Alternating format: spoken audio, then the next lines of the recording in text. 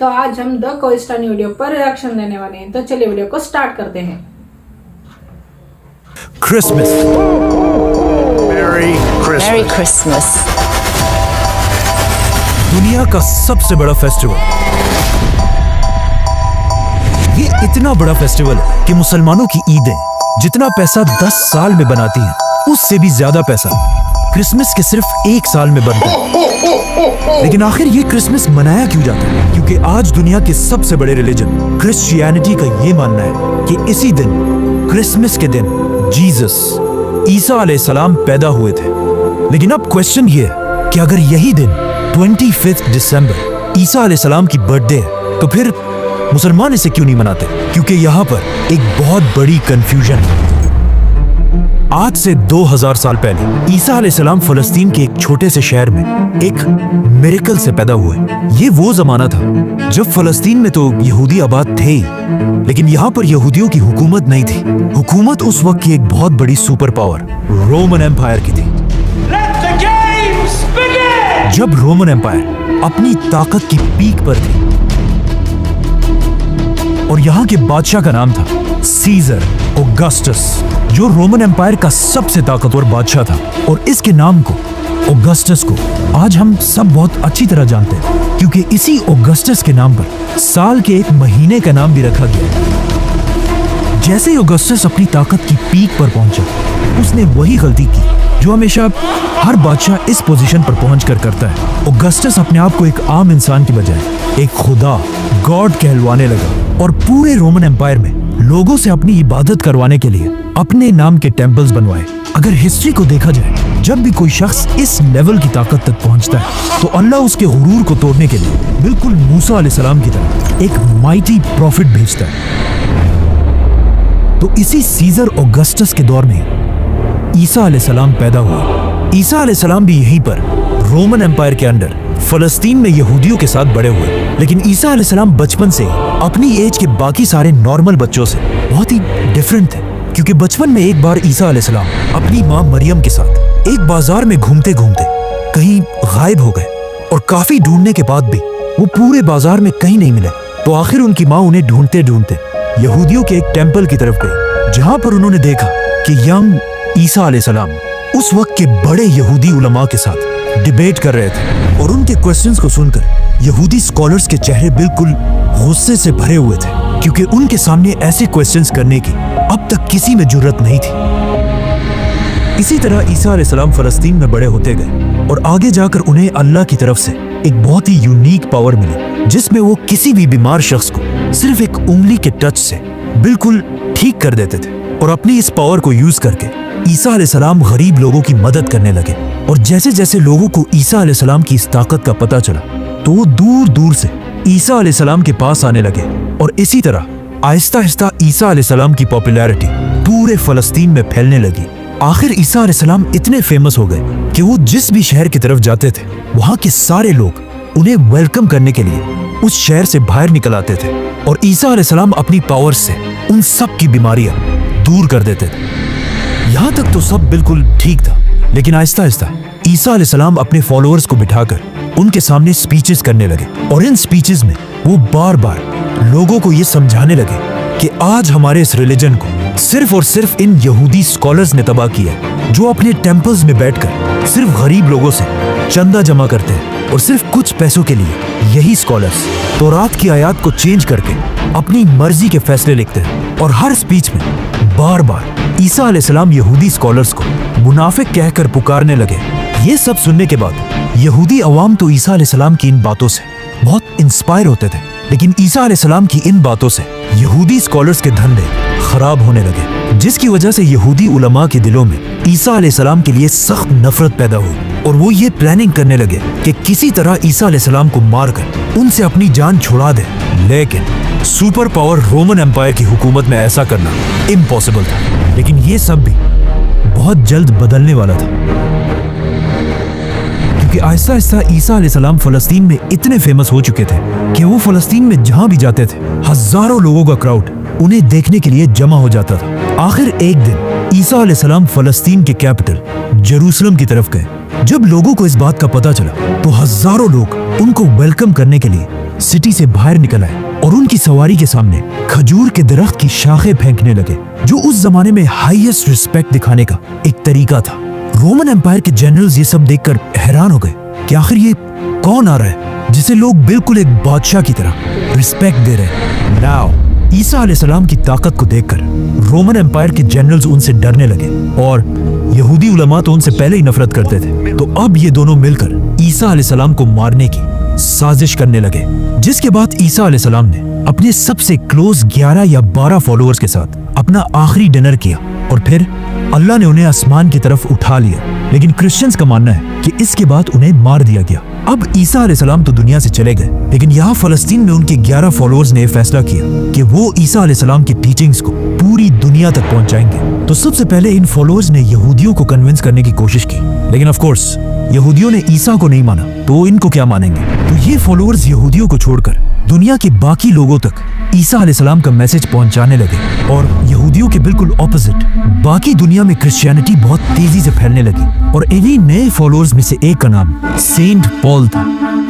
आज की दुनिया की क्रिश्चियनिटी में सेंट पॉल का सबसे बड़ा रोल है, क्योंकि पॉल से पहले लोग ईसा अलैहिस्सलाम को सिर्फ एक पैगंबर और अल्लाह का बंदा समझते थे, लेकिन पॉल ने पहली बार दुनिया में एक कॉन्सेप्ट लाया कि ईसा अलैहिस्सलाम कोई आम इंसान नहीं बल्कि अल्लाह के बेटे और खुद भी एक खुदा थे। आज पूरी दुनिया के क्रिश्चियंस ईसा अलैहिस्सलाम को खुदा मानते हैं और इस सब की शुरुआत इसी पॉल से हुई थी। हालांकि पॉल अपनी पूरी जिंदगी में ईसा अलैहिस्सलाम से कभी मिला ही नहीं था। पॉल और उसके फॉलोअर्स की वजह से Aahista Aahista Christianity Roman empire में फैलती गई, लेकिन यहाँ पर मसला ये था कि रोमन एम्पायर का रिलीजन क्रिश्चियनिटी के बिल्कुल ऑपोजिट था और वो उस जमाने में जुपिटर की इबादत किया करते थे। तो रोमन एम्पायर की इस अवाम को इम्प्रेस करने के लिए उस जमाने के क्रिश्चियंस ने अपने रिलीजन में कुछ चेंजेस किए। नंबर 1, उन्होंने ईसा अलैहिस्सलाम के नाम को चेंज करके एक कॉमन रोमन नाम रखा, जो आज इंग्लिश में जीसस बन चुका है। नंबर 2, रोमन एम्पायर के लोग ज्यादातर यूरोपियंस थे, मतलब बिल्कुल गोरे थे, और ईसा अलैहिस्सलाम फलस्तीन के होने की वजह से थोड़े ब्राउनिश थे और उस जमाने के व्हाइट लोग अपने आप को बाकियों से बहुत ऊपर समझते थे। तो अब इन्हें इम्प्रेस करने के लिए उस जमाने के क्रिश्चियंस ने जीसस की पेंटिंग्स बनाना शुरू की, जिसमें जीसस को बिल्कुल यूरोपियंस की तरह व्हाइट दिखाया गया। मतलब ये दुनिया में आज जीसस की सबसे पुरानी पेंटिंग है। जीसस की यही पेंटिंग्स आज दुनिया की सबसे फेमस पेंटिंग्स हैं, क्योंकि आज से कुछ ही साल पहले जीसस की ही एक पेंटिंग दुनिया में सबसे महंगी बेची गई। And the piece is sold.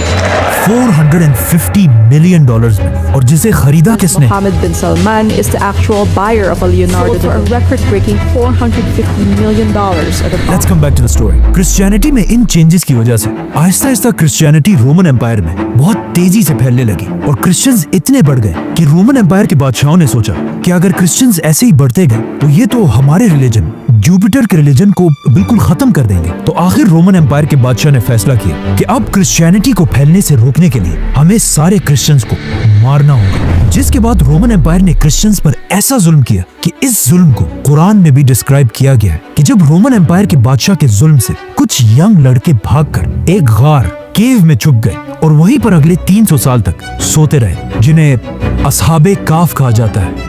Roman empire के इस सारे जुल्म के बाद भी क्रिश्चियंस अपने रिलीजन से पीछे नहीं हटे, बल्कि इन सारे जुल्मों से क्रिश्चियनिटी और भी तेजी से फैलने लगी और दुनिया के हर कोने तक पहुंचने लगी, यहाँ तक कि ये रिलीजन पहली बार इंडिया तक भी पहुंचा। आखिर ईसा अलैहिस्सलाम के 300 साल बाद क्रिश्चियनिटी इतनी पावरफुल हो गई कि रोमन एम्पायर के एक बादशाह कॉन्स्टेंटीन द ग्रेट ने अपने रिलीजन को छोड़कर क्रिश्चियनिटी में कन्वर्ट हो गए।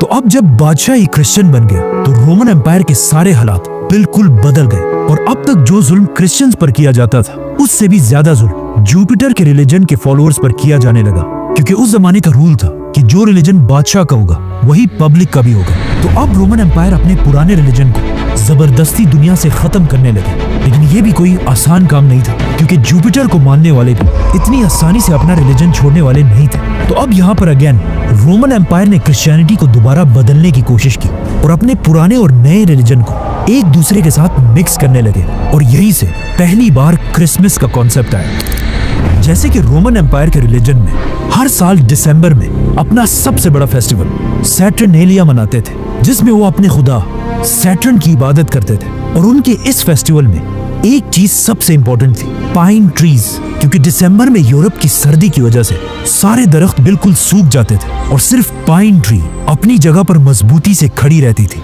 जिसे वो एक बहुत ही होली चीज समझते थे और हर फेस्टिवल में इसी दरख्त के एक शाख को अपने घर में लाकर सजाते थे। तो अब रोमन एम्पायर ने अपनी पूरी सल्तनत को एक रिलीजन में जमा करने के लिए अपने पुराने रिलीजन से फेस्टिवल्स उठाए और अपने नए रिलीजन से जीसस क्राइस्ट और इन दोनों को मिला दिया और कहा कि जीसस क्राइस्ट दिसंबर के महीने के आखिर में पैदा हुए थे और सारे क्रिश्चियंस को हुक्म दिया कि इस दिन को 25 दिसंबर को बिल्कुल पुराने रिलीजन की तरह जीसस क्राइस्ट की बर्थडे मानकर सेलिब्रेट किया जाए। और इसी तरह इन दोनों रिलीजन्स को मर्ज करने के बाद अब पूरी रोमन एम्पायर क्रिश्चियनिटी में कन्वर्ट हो गई। लेकिन आज दुनिया का कोई मुसलमान भी इस दिन को सही नहीं मानता और कुरान में भी ईसा अलैहिस्सलाम की पैदाइश की स्टोरी बिल्कुल ऑपोजिट है, क्योंकि कुरान में है कि जब ईसा अलैहिस्सलाम पैदा हो रहे थे तो उनकी माँ मरियम के पास सिर्फ एक खजूर का दरख्त था, जिस पर उन्हें हुक्म दिया गया कि घबराओ मत और इस खजूर के दरख्त को हिलाओ ताकि इससे तुम्हारे लिए ताजा खजूर गिर सके और तुम्हें ताकत मिले। खजूर का दरख्त। अब मसला ये है कि दरख्त पर खजूर तभी बनते हैं जब सख्त गर्मी का मौसम हो, which means according to Quran ईसा अलैहिस्सलाम की पैदाइश जरूर गर्मी के महीनों में हुई होगी और दिसंबर का तो कोई सवाल ही पैदा नहीं होता। और ये सिर्फ कुरान में ही नहीं बल्कि क्रिश्चियंस भी ये मानते हैं कि उन्हें ईसा अलैहिस्सलाम की पैदाइश के सही दिन का पता नहीं है। जो भी हो, अब पूरी रोमन एम्पायर क्रिश्चियनिटी में कन्वर्ट हो चुकी थी और जैसे ही रोमन एम्पायर के लोग क्रिश्चियंस बने, ये वही टाइम था जब अल्लाह ने असहाबे काफ को अपनी लंबी नींद से उठाया और उन्होंने उठकर एक दूसरे से पूछा कि हम ज्यादा से ज्यादा कितने वक्त तक सोए होंगे। तो उनमें से एक ने कहा कि 1 या आधा दिन। लेकिन जब वो बाहर निकले उन्हें पता चला कि यहाँ तो सब कुछ बिल्कुल बदल चुका है। इसके बाद क्रिश्चियनिटी दुनिया का सबसे बड़ा रिलीजन बना और आने वाले वक्तों में Roman empire, British empire, Spanish empire की वजह से आज तक क्रिश्चियनिटी दुनिया का सबसे बड़ा रिलीजन है। और क्रिसमस दुनिया का सबसे बड़ा फेस्टिवल जिसमें हर साल पूरी दुनिया से लोग $1 ट्रिलियन से भी ज्यादा पैसा खर्च करते हैं, जो हर साल की ईद से 10 गुना ज्यादा पैसा है। लेकिन ये हमेशा से ऐसा नहीं था। क्रिसमस पहले के जमाने में सिर्फ एक छोटा सा फेस्टिवल था जिसमें लोग चर्च में जमा होकर अल्लाह और ईसा अलैहिस्सलाम को याद किया करते थे। लेकिन आहिस्ता आहिस्ता लोग इस सब से बोर होने लगे, तो अब लोगों को दोबारा क्रिसमस की तरफ अट्रैक्ट करने के लिए कुछ लोगों ने क्रिसमस के इस फेस्टिवल में नई चीजें ऐड की, जैसे कि म्यूजिक, गाना, शराब। और क्रिसमस के इस फेस्टिवल में जो सबसे बड़ा एडिशन किया गया वो था सेंटा क्लॉज, जो पुराने जमाने में एक real Christian scholar saint Nicholas थे, जो अपनी जेनरोसिटी की वजह से पूरे क्रिश्चियंस में मशहूर थे। आज से 150 साल पहले जब पहली बार सेंटा क्लॉज को इंट्रोड्यूस कराया गया तो वो ज्यादातर ग्रीन या ब्लू कपड़े पहनकर बच्चों को गिफ्ट्स दिया करते थे। लेकिन ऐसा ऐसा कोका कोला सेंटा क्लॉज को अपने एड्स में यूज करने लगा और इसके कपड़ों को ग्रीन कलर से बदलकर बिल्कुल अपने बॉटल्स की तरह रेड और व्हाइट बना दिया। आज क्रिसमस पूरी दुनिया का सबसे बड़ा फेस्टिवल है, जो सिर्फ क्रिश्चियन कंट्रीज में नहीं बल्कि चाइना और इंडिया जैसी बड़ी कंट्रीज में भी मनाया जाता है, जिसकी वजह से क्रिसमस के फेस्टिवल में पूरी दुनिया से $1 ट्रिलियन से भी ज्यादा का बिजनेस होता है। और ये $1 ट्रिलियन इतना ज्यादा पैसा है कि अगर मुसलमानों की 10 साल की ईदों को भी मिला दिया जाए तब भी वो 1 साल के क्रिसमस से कम बनते हैं। तो देखा आपने कितनी नॉलेजेबल वीडियो थी। मुझे तो बहुत पसंद आई ये वीडियो, बहुत ही नॉलेजेबल वीडियो थी ये, और बहुत अच्छे से उन्होंने एक्सप्लेन किया, असहाबे कहफ के बारे में बताया, क्रिसमस के बारे में बताया, ईसा अलैहिस्सलाम के बारे में बताया। तो आप नेक्स्ट कमेंट कीजिए कि आप कौन सी वीडियो पर रिएक्शन देखना चाहते हैं। अगर आप मेरे नए चैनल पर नहीं हैं तो सब्सक्राइब कर दीजिए, लाइक कीजिए, शेयर कीजिए, कमेंट कीजिए। अस्सलाम वालेकुम।